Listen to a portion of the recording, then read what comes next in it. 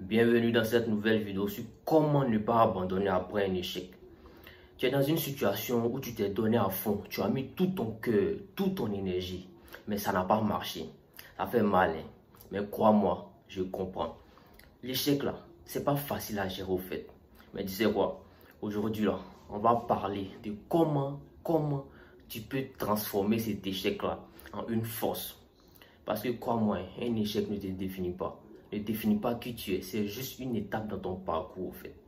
Si tu as déjà échoué, ou bien même si tu as peur d'échouer, cette vidéo est faite pour toi. On va voir ensemble comment éviter de tomber dans le piège du découragement et comment se relever plus fort, encore plus déterminé. Je sais que tu peux y arriver, mais il faut juste que tu comprennes une chose très importante. C'est quoi? L'échec, c'est pas la fin. C'est juste le début de quelque chose de plus grand encore. Est-ce que tu vois? Donc, reste bien jusqu'à la fin. Let's go. La première chose que tu dois comprendre, c'est que l'échec fait partie de la vie. Est-ce que tu vois? C'est la première chose que tu dois comprendre d'abord.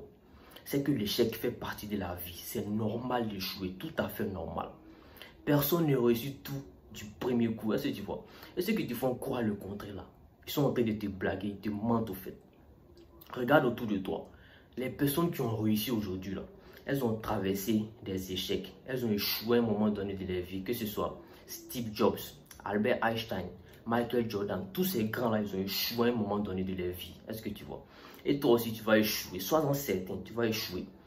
Mais c'est une bonne chose au fait. Pourquoi? Parce que l'échec là, c'est ce qui te permet d'apprendre, de grandir et de t'améliorer encore. Si tu vois l'échec comme une barrière qui te bloque, qui bloque ton chemin là, tu vas voir que tu vas avoir envie d'abandonner au fait. Est-ce que tu me suis? Mais si tu vois ça comme un enseignement, comme une opportunité de rebondir, tu vas jamais, au plus grand jamais abandonner. Accepte le fait d'échouer, apprends à aimer l'échec. Voilà, c'est une phase transitoire. C'est-à-dire quoi? L'échec te fait passer d'un point A à un point B. Ça ne dure pas éternellement. Voilà. Sauf si tu choisis de rester là où tu es sans bouger. Voilà. Quand tu échoues là, c'est facile de tomber dans le piège de croire que c'est toi qui as un échec.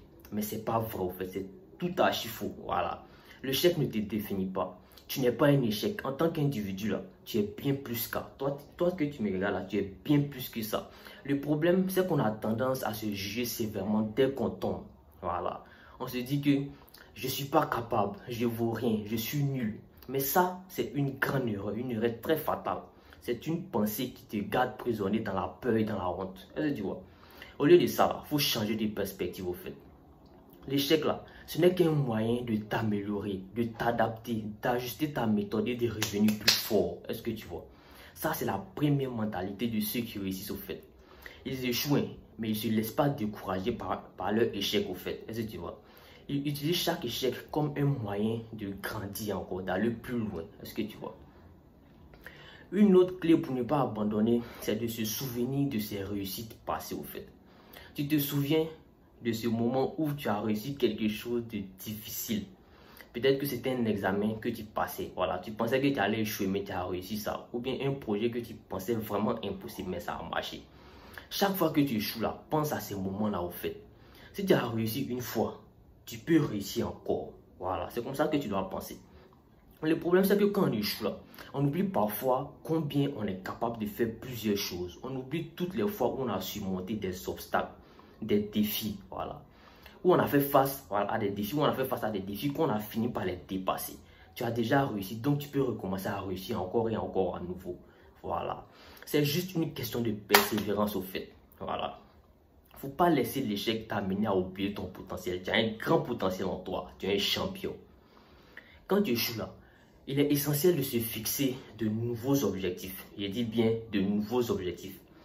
Pas les mêmes objectifs qui t'ont fait échouer auparavant. Est-ce que tu vois?